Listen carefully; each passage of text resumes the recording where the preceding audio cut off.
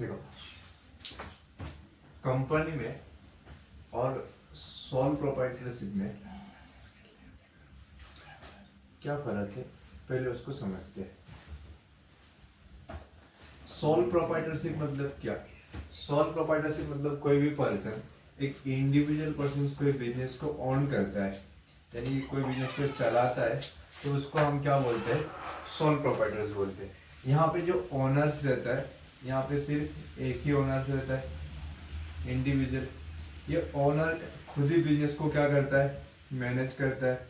Business से related जितने भी डिसीजंस होता है, ये बिजनेस से रिलेटेड जितने भी डिसीजंस होता है, ये ओनर खुद लेता है ना।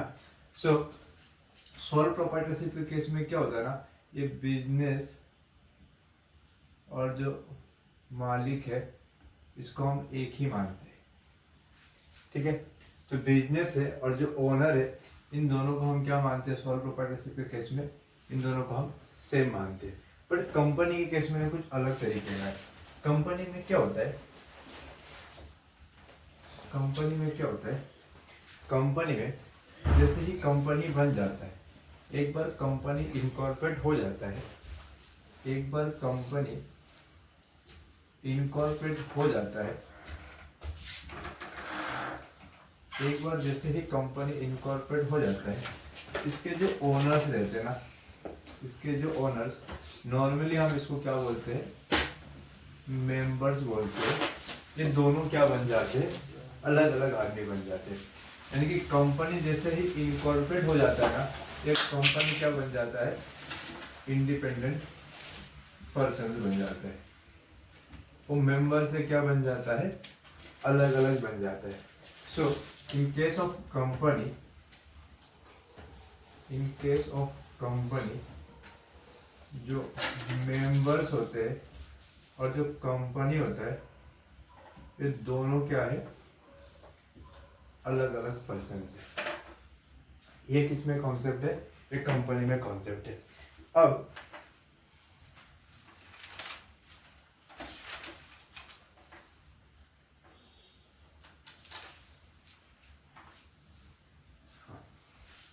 एक इसमें कॉन्सेप्ट है कंपनी में। कंपनी में क्या बताया जाता है कि जो मेंबर्स रहता है और जो कंपनी रहते हैं, दोनों क्या रहते हैं? अलग अलग पर्सन रहते हैं। दूसरा जो कैरेक्टरिस्टिक है, कंपनी में जितने भी मेंबर्स रहते हैं ना, मेंबर्स की जितने, जो कंपनी में जितने भी मेंबर्स मेंबर्स मतलब जो भी ओनर्स रहते हैं ना, इन सब की लायबिलिटी क्या रहती है? इन सब की लायबिलिटी रहती है लिमिटेड। इन सब की लायबिलिटी यहाँ पे क्या रहती है? लिमिटेड रहती है। अब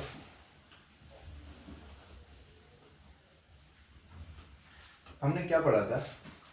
हमने पढ़ा था कि जो सोल प्रोप्राइटर, हमने पढ़ा था कि जो सोल प्रोप्राइटर होता है, जो सोल प्रोप्राइटर होता है, इसकी लायबिलिटी हमने क्या पढ़ा था? इसकी लायबिलिटी हमेशा क्या रहती है? अनलिमिटेड रहती है। सोल प्रोप्राइटरशिप के केस में ओनर जो होता है, उसकी लायबिलिटी हमेशा अनलिमिटेड रहती है। अनलिमिटेड लायबिलिटी मतलब जब आप अपने क्रेडिटर्स को पेमेंट करते हो, एंड उस टाइम अगर आप अपने पर्सनल एसेट्स को क्या कर देते हो? सोल्ड आउट कर देते हो, या फिर ऐसी मजबूरी रही होगी जिसमें आपने क्या किया है? पर्सनल एसेट को क्या कर दिया है? बेच दिया है। तो ऐसी सिचुएशन को हम क्या बोलते हैं? अनलिमिटेड लायबिलिटी बोलते हैं। अब जो कंपनी का केस है ना, कंपनी के केस में ये जो मेंबर्स रहते हैं ना, इनकी लायबिलिटी, मेंबर्स जो होता है ना, इनकी लायबिलिटी नॉर्मली क्या रहती है? लिमिटेड रहती है। मेंबर्स की लायबिलिटी नॉर्मली क्या रहती है? लिमिटेड रहती है। बट कुछ ऐसे सिचुएशन है जहाँ पे इन मेंबर्स की लायबिलिटी अनलिमिटेड रहती है। अभी के लिए इतना समझो, जो कंपनीज में जितने भी मेंबर्स होते हैं, इनकी लायबिलिटी क्या रहती है? लिमिटेड रहती है। लेकिन कुछ सिचुएशन है जिनमें इन मेंबर्स की लायबिलिटी क्या रहती है? अनलिमिटेड रहती है। वो कौन से सिचुएशन है वो बता रहा हूँ। सबसे पहले अगर कोई अनलिमिटेड कंपनी है, अगर कोई अनलिमिटेड कंपनी है तो ऐसे सिचुएशन में इन कंपनीज के जितने भी मेंबर्स है, यानी कि जो ओनर है, इनकी लायबिलिटी क्या रहती है? अनलिमिटेड रहती है। Number 1 case. नंबर 2 सिचुएशन क्या है? अगर कंपनी इनकॉर्पोरेट करते हुए टाइम,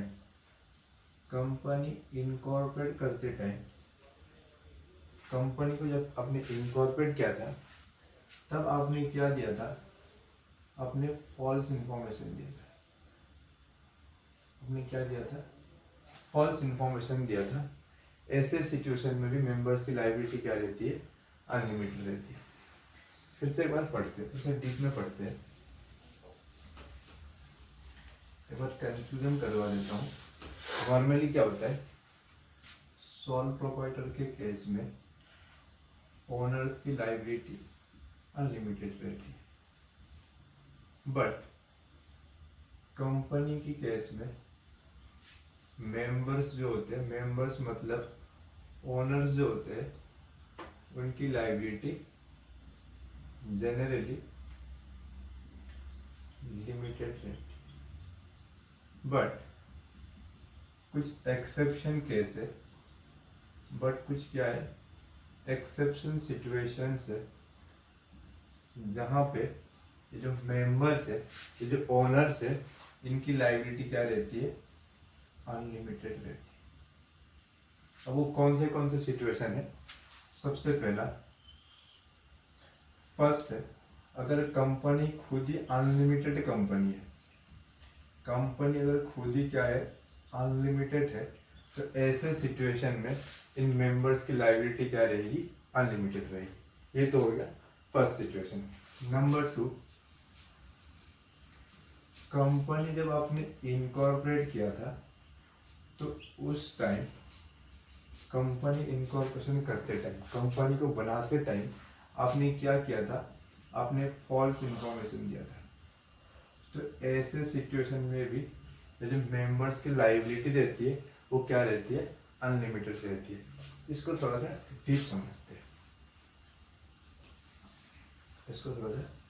समझते हैं, फॉर एग्जांपल मान के चलो, ये हमने फॉर एग्जांपल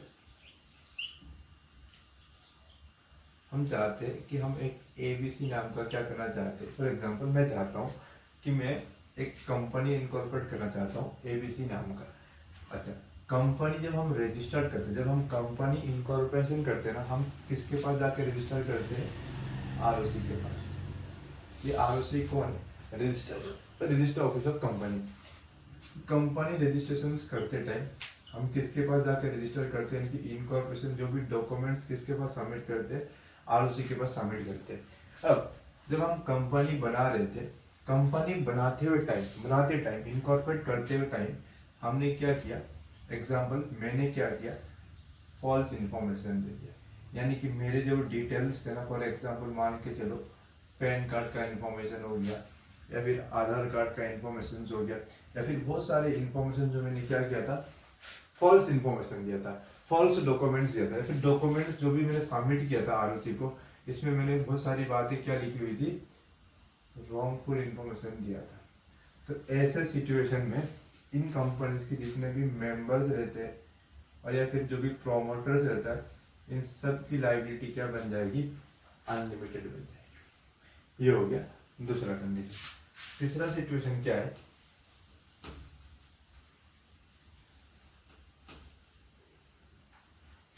थर्ड सिचुएशन क्या है? नॉर्मली क्या होता है?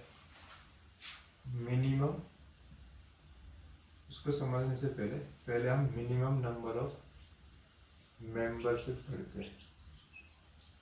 ठीक है, मिनिमम नंबर ऑफ मेंबरशिप मतलब क्या? एक कंपनी में कितने कम से कम लोग होना चाहिए? एक कंपनी में, एक कंपनी क्रिएट करने के लिए कितने लोगों की जरूरत होती है? जैसे हमने पार्टनरशिप फॉर्म में पढ़ा था कि पार्टनरशिप फॉर्म अगर आपको इस्टेब्लिश करना है, या फिर पार्टनरशिप फॉर्म के थ्रू अगर आपको बिजनेस करना है, तो कम से कम आपके कितने लोग होना जरूरी है? कम से कम 2 लोग होना जरूरी है। तो सिमिलरली हम कंपनी जब हमें क्रिएट करना चाहते हैं, अगर हमें कंपनी के थ्रू अगर आपको हमें बिजनेस करना है तो कितने लोगों की जरूरत है, ये हम पढ़ेंगे सबसे पहले। तो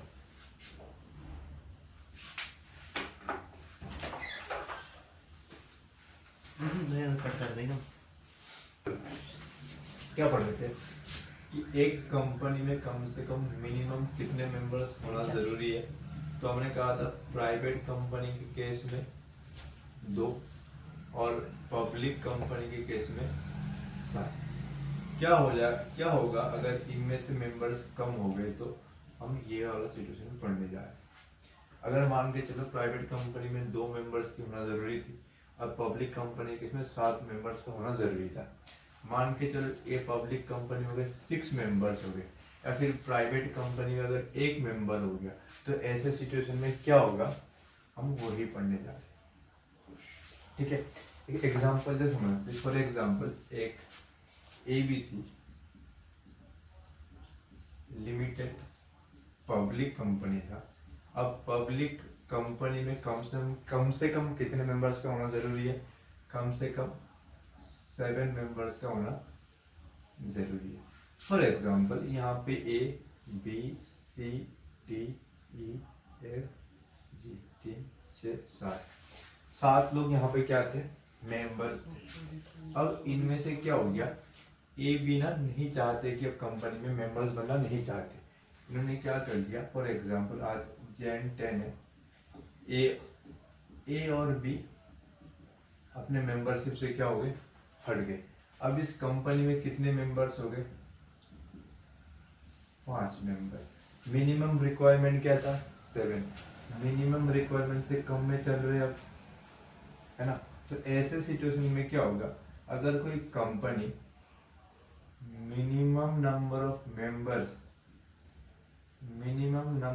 मेंबर्स से कम मेंबर्स अगर बिजनेस कंटिन्यू करता है for a period till 6 month, तो ऐसे सिचुएशन में जो रिमेनिंग मेंबर्स है इनकी लायबिलिटी क्या हो जाएगी,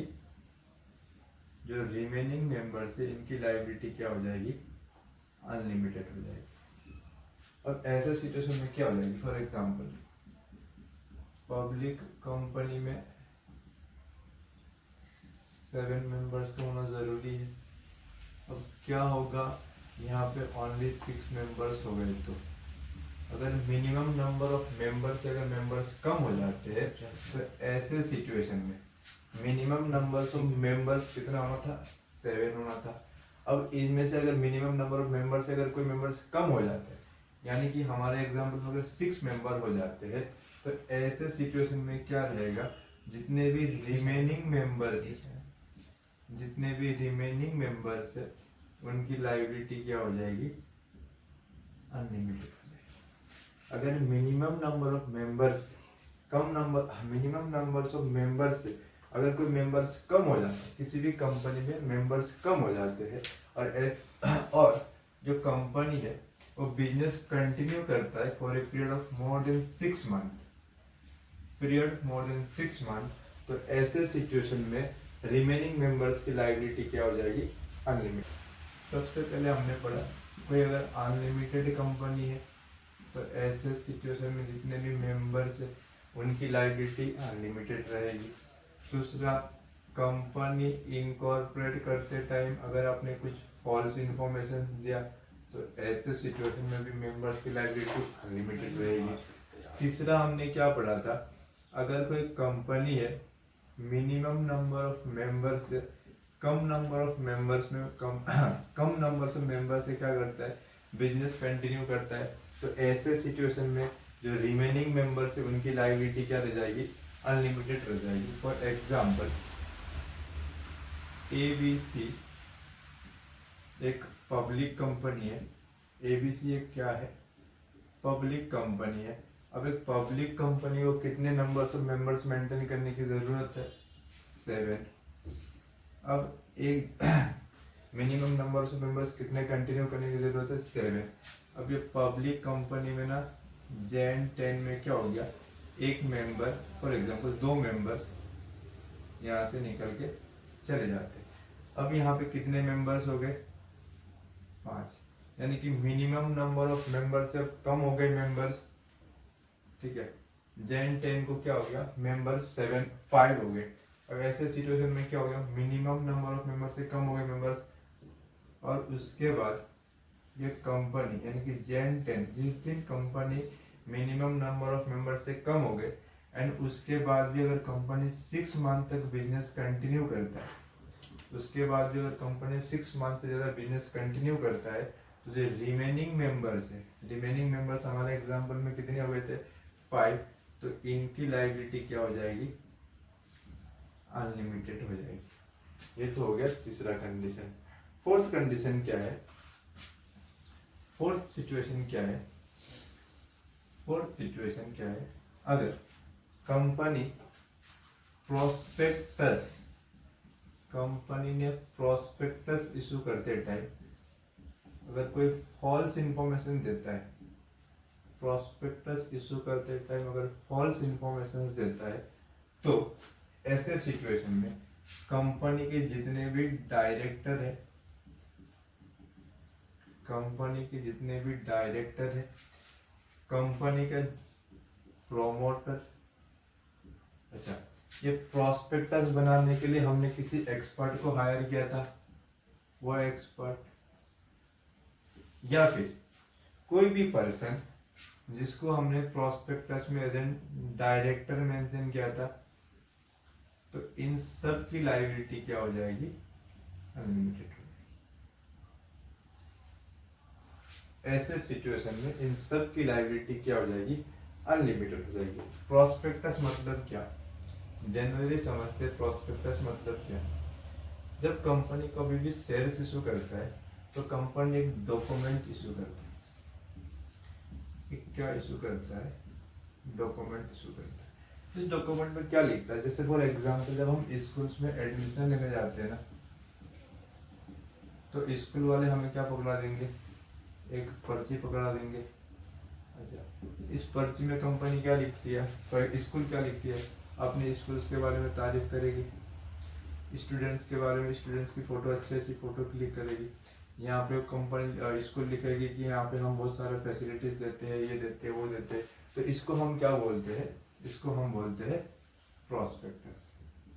कंपनी भी जब शेयर्स इशू करती है ना, तो एक डॉक्यूमेंट इशू करती है पब्लिक को, उसमें कंपनी अपने बारे में तारीफ करती है, अपने बारे में अच्छी अच्छी बातें बताती है, वो बताती है कि वो कंपनी किस तरीके से ग्रो करेगी, कंपनी का ऑब्जेक्ट क्या है, कंपनी पैसे क्यों रेज करी है, ये सारी चीजें इंफॉर्मेशन से डॉक्यूमेंट में लिखती है। उसको हम क्या बोलते हैं, उसको हम बोलते हैं प्रोस्पेक्टस। ठीक है। अब कंपनी एक्ट ने क्या कहा है, अगर प्रोस्पेक्टस इशू करते टाइम, प्रोस्पेक्टस इशू करते टाइम अगर कोई कंपनी फॉल्स इंफॉर्मेशन देती है, यानी कि इस प्रोस्पेक्टस में गलत गलत बातें लिखती है, यानी कि फॉल्स इंफॉर्मेशन देता है, यानी कि पैसे रेस करने के लिए क्या करता है, कभी कभी कोई कभी कभी कंपनी फॉल्स इंफॉर्मेशन दे देते हैं। तो ऐसे सिचुएशन में इन्होंने क्या कहा है, अगर प्रोस्पेक्टस इशू करते टाइम अगर आप कोई फॉल्स इंफॉर्मेशन देते हो, तो इस कंपनी का जो भी डायरेक्टर है, इसका प्रोमोटर, प्रोस्पेक्टस बनाने के लिए हम एक एक्सपर्ट हायर करते हैं वो, और प्रोस्पेक्टस में हमने किसी पर्सन का नाम एज डायरेक्टर मेंशन किया था, तो इन सब की लायबिलिटी क्या बन जाएगी, अनलिमिटेड। इन सब की लायबिलिटी क्या हो जाएगी, अनलिमिटेड। इन सब की लायबिलिटी क्या हो जाएगी, अनलिमिटेड हो जाएगी। अब आते हैं कंक्लूजन। कंक्लूजन ये है कि normally in case of company, normally in case of company जो भी मेंबर्स होते हैं ना, जो भी मेंबर्स होते हैं, इनकी लायबिलिटी क्या रहती है, लिमिटेड रहती है। इनकी लायबिलिटी क्या रहती है, लिमिटेड रहती है। बट कुछ ऐसे सिचुएशन है जहाँ पे इन मेंबर्स की लायबिलिटी क्या हो जाएगी, अनलिमिटेड हो जाएगी। सबसे पहले फर्स्ट सिचुएशन क्या है, अगर कोई अनलिमिटेड कंपनी है तो ऐसे सिचुएशन में जितने भी मेंबर्स है उनकी लायबिलिटी अनलिमिटेड हो जाएगी। नंबर 2 केस, अगर कोई company minimum number of members से कम नंबर मेंटेन करता है, से कम मेंबर्स मेंटेन करता है, कोई कंपनी है वो मिनिमम नंबर ऑफ मेंबर्स से कम नंबर ऑफ मेंबर्स मेंटेन करता है, तो ऐसे सिचुएशन में रिमेनिंग जो मेंबर्स होते हैं उनकी लायबिलिटी, रिमेनिंग मेंबर्स की लायबिलिटी क्या हो जाएगी, अनलिमिटेड। फॉर एग्जांपल हमने क्या देखा था, एक पब्लिक कंपनी है, इसमें कम से कम कितने मेंबर्स का होना जरूरी है, 7। और अगर ये कंपनी है जो पब्लिक कंपनी 6 मेंबर से अपना बिजनेस कंटिन्यू करना चाहता है और ये 6 मेंबर से अगर बिजनेस कंटिन्यू करना चाहते हैं, तो ऐसे सिचुएशन में ये 6 मेंबर्स है इनकी लायबिलिटी क्या रह जाएगी, क्या हो जाएगी, अनलिमिटेड हो जाएगी। तीसरा कंडीशन क्या था, तीसरा ये था कि अगर कोई कंपनी फॉल्स इंफॉर्मेशन देके इनकॉर्पोरेट होता है, तो ऐसे सिचुएशन में जो भी पर्सन ने फॉल्स इंफॉर्मेशन दिया था या फिर जो भी मेंबर्स था उन सब की लायबिलिटी क्या हो जाएगी, अनलिमिटेड हो जाएगी। और फोर्थ क्या था, प्रोस्पेक्टस इशू करते टाइम अगर कंपनी कोई भी फॉल्स इंफॉर्मेशन देती है, तो ऐसे सिचुएशन में ये जितने भी डायरेक्टर्स है, जितने भी प्रोमोटर्स है, इस प्रोस्पेक्टस इशू करने के लिए, प्रोस्पेक्टस में हमने किसी पर्सन का नाम एज एन डायरेक्टर लिखा था या फिर किसी एक्सपर्ट को हमने हायर किया था, इन सब की लायबिलिटी क्या हो जाएगी, मतलब क्या। परपेचुअल सक्सेशन क्या कहता है, परपेचुअल सक्सेशन कहता है कि मेंबर्स में कम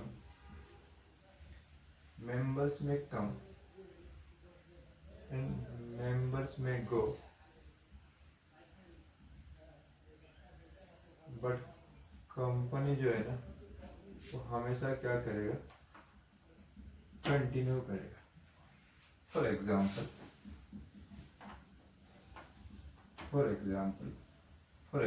एक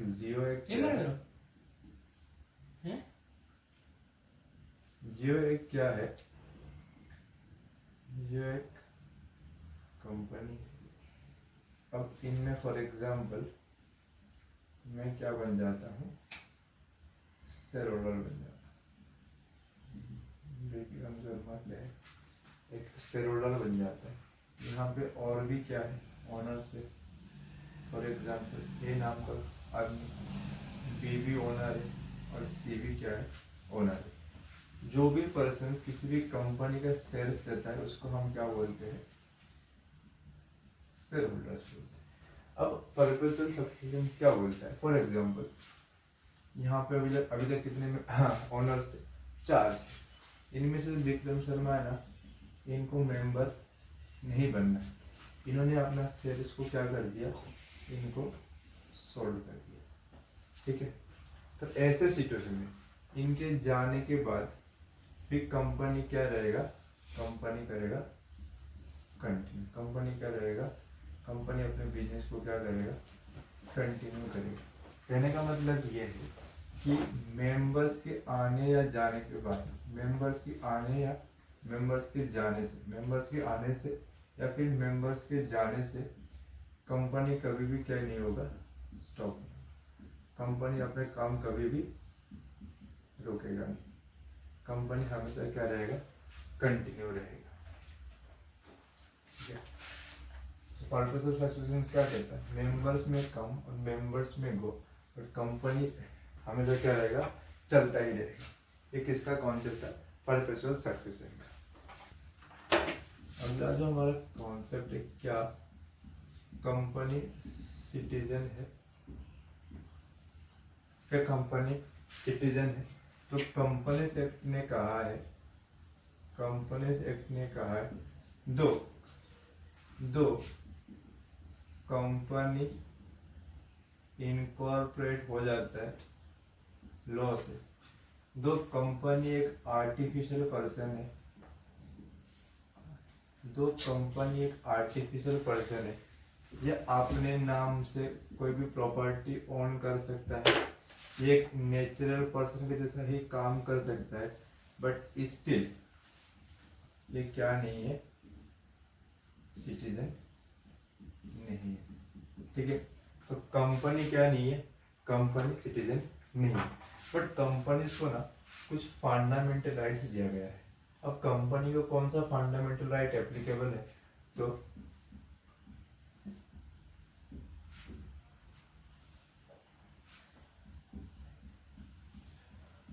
फंडामेंटल, जो हमारा कॉन्स्टिट्यूशन है उसमें दो प्रकार की फंडामेंटल राइट्स, एक सिटीजन को फंडामेंटल राइट्स दिया गया है, एक किसको दिया गया है, पर्सन्स को दिया गया है। ठीक है, क्योंकि कंपनी सिटीजन नहीं है तो सिटीजन्स के लिए जो फंडामेंटल राइट्स लिखा गया है, फॉर एग्जांपल सिटीजन्स के लिए कुछ कुछ यहाँ पे फंडामेंटल राइट्स है, तो ये वाला फंडामेंटल राइट्स किसको एप्लीकेबल नहीं होगा, कंपनी को एप्लीकेबल नहीं। बट हमारे कॉन्स्टिट्यूशन में पर्सन्स को भी कुछ कुछ फंडामेंटल राइट दिया गया है, तो जो फंडामेंटल राइट्स पर्सन्स को एप्लीकेबल होगा वो फंडामेंटल राइट किसको भी एप्लीकेबल हो जाएगा, कंपनी को भी एप्लीकेबल हो जाएगा। जो फंडामेंटल राइट्स हमारे सिटीजन्स को एप्लीकेबल होता है वो कंपनी को एप्लीकेबल नहीं होता है, बट जो फंडामेंटल राइट्स पर्सन्स को एप्लीकेबल होता है वो फंडामेंटल राइट्स किसको भी एप्लीकेबल हो जाता है, कंपनी को भी एप्लीकेबल। मतलब कौन, नॉर्मली प्रोमोटर्स मतलब क्या, जनरली प्रोमोटर मतलब कौन होता है, कोई पर्सन कंपनी इनकॉर्पोरेट करने से पहले, यानी कि कंपनी इनकॉर्पोरेट करने के लिए अगर बहुत सारा मेहनत कर रहा है या फिर रिसर्च कर रहा है या फिर बहुत सारा क्या आपने कह सकते हैं कि दिमाग वगैरह लगा रहा है, तो ऐसे सिचुएशन में ये पर्सन क्या बन जाता है, जनरली हम उसको क्या बोलते हैं, प्रोमोटर्स बोलते हैं। बट कंपनीज एक्ट ने, कंपनीज एक्ट 2013 ने कहा है, कंपनीज एक्ट 2013 ने क्या कहा है, कोई भी पर्सन, प्रोमोटर मतलब कौन, as per companies act 2013 promoters मतलब कौन, कोई भी पर्सन जिसका नाम किसमें मेंशन है, प्रोस्पेक्टस में एज एन प्रोमोटर मेंशन है, तो वो पर्सन क्या बन जाएगा, कंपनी का प्रोमोटर बन जाएगा। ये फर्स्ट सिचुएशन। जनरली कोई भी पर्सन कंपनी इनकॉर्पोरेट करने से पहले जो भी मेहनत कर रहा है, रिसर्च कर रहा है, उसको हम क्या बोलते हैं, प्रोमोटर्स बोलते हैं। बट एज पर कंपनी से 2013 प्रोमोटर्स में सबसे पहले क्या कहा गया है कि कोई भी पर्सन जिसका नाम प्रोस्पेक्टस में एज ए प्रोमोटर लिखा गया है तो कंपनी का क्या बन जाएगा, प्रोमोटर बन जाएगा। या फिर कोई भी पर्सन जिसका नाम एनुअल रिटर्न फाइल करते टाइम आइडेंटिफाई किया गया है या फिर उसका नाम भी ऐसे प्रोमोटर लिख दिया गया है, तो उसको भी हम क्या बोलेंगे, प्रोमोटर बोलेंगे। अभी एनुअल रिटर्न क्या है, कंपनी हर साल एक एनुअल रिटर्न क्या करती है, फाइल करती है। किसको फाइल करती है, आरओसी को फाइल करती है। हर साल एक रिटर्न फाइल करती है जिसका नाम क्या है, एनुअल रिटर्न है। किसको फाइल करती है, आरओसी को फाइल करती है। उस एनुअल रिटर्न में अगर किसी पर्सन का नाम एज एन प्रोमोटर हम लिख देते हैं, आइडेंटिफाई करते हैं पर्सन क्या है, प्रोमोटर है, तो वो भी क्या बन जाएगा, कंपनी का प्रोमोटर बन जाएगा। ये हो गया दूसरा सिचुएशन। थर्ड सिचुएशन में क्या है, कोई भी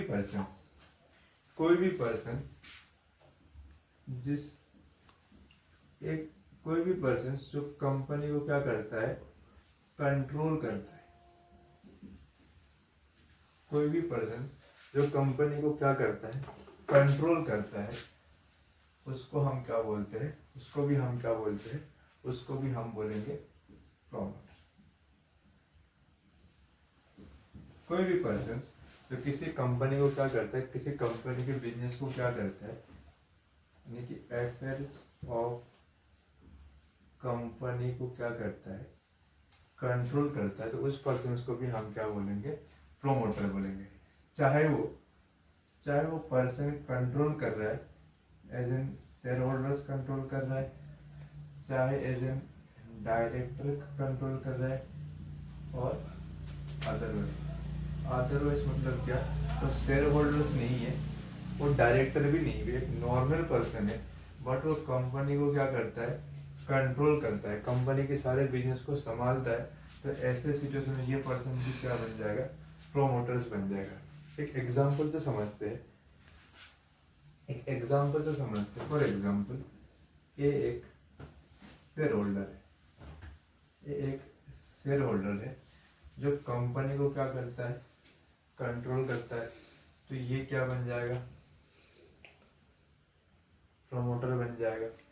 बी, जो कि शेयर होल्डर्स नहीं है बट ये डायरेक्टर है, और ये कंपनी को क्या करता है, कंट्रोल करता है। तो ऐसे सिचुएशन में बी भी क्या बन जाएगा, प्रोमोटर बन जाएगा। अब सी जो है ना, ये शेयर होल्डर्स भी नहीं है और डायरेक्टर भी नहीं है, ये एक नॉर्मल पर्सन है, ये शेयर होल्डर्स भी नहीं है और ये डायरेक्टर भी नहीं है, बट एक कंपनी को क्या करता है, कंट्रोल करता है, कंपनी के सारे अफेयर्स ऑफ बिजनेस को क्या करता है, कंट्रोल करता है।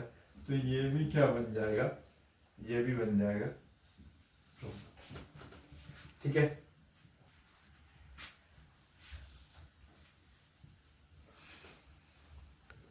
अभी तक हमने क्या पढ़ा, प्रोमोटर मतलब कौन, प्रोमोटर मतलब वो पर्सन जिसका नाम प्रोस्पेक्टस में मेंशन है, या फिर एनुअल रिटर्न फाइल करते टाइम उस पर्सन का नाम हमने एज एन प्रोमोटर आइडेंटिफाई कर दिया है, या फिर कोई भी पर्सन कंपनी को कंट्रोल करता है, कंपनी के बिजनेस को क्या करता है, कंट्रोल करता है, चाहे वो एज एन डायरेक्टर करता हो, चाहे वो एज एन शेयर होल्डर्स हो, और चाहे वो नॉर्मल पर्सन हो। अगर वो कंपनी को क्या कर रहा है, कंट्रोल कर रहा है, तो वो भी क्या बन जाता है, प्रोमोटर बन जाता है। तीसरा, कोई भी पर्सन फॉर एग्जाम्पल कोई भी पर्सन, या फिर कह सकते हैं कि जो कंपनी है इनके बोर्ड ऑफ डायरेक्टर्स है ना, कोई एक इंडिविजुअल पर्सन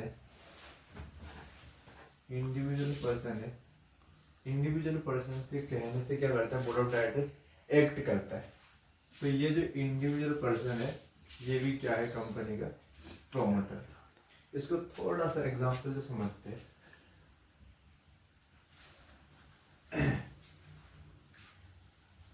ये कंपनी, यहाँ पे बहुत सारे क्या है, डायरेक्टर्स है, डायरेक्टर्स को कलेक्टिवली हम क्या बोलते हैं, बोर्ड ऑफ डायरेक्टर्स बोलते हैं। यहाँ पे एक पर्सन है, फॉर एग्जांपल निखिल, है ना। अभी जो बोर्ड ऑफ डायरेक्टर्स है ना, ये जो बोर्ड ऑफ डायरेक्टर्स है ना, ये निखिल के कहने से काम करता है। यानी कि बोर्ड ऑफ डायरेक्टर्स जो है किसके कहने से एक्ट करता है, निखिल के कहने से एक्ट करता है। यानी कि निखिल ने बोल दिया कि कल 500 रुपया आप विक्रम शर्मा को दे दो, तो बोर्ड ऑफ डायरेक्टर्स क्या कर रहा है, विक्रम शर्मा को 5000 रुपीज ट्रांसफर कर रहा है। या फिर निखिल ने बोल दिया कि कल तुम कंपनी क्या करो, क्लोज रखो, तो ये जो बोर्ड ऑफ डायरेक्टर्स क्या कर रहे हैं, हॉलीडे डिक्लेयर कर रहे हैं। तो ऐसे सिचुएशन में निखिल क्या बन जाएगा, कंपनी का प्रोमोटर।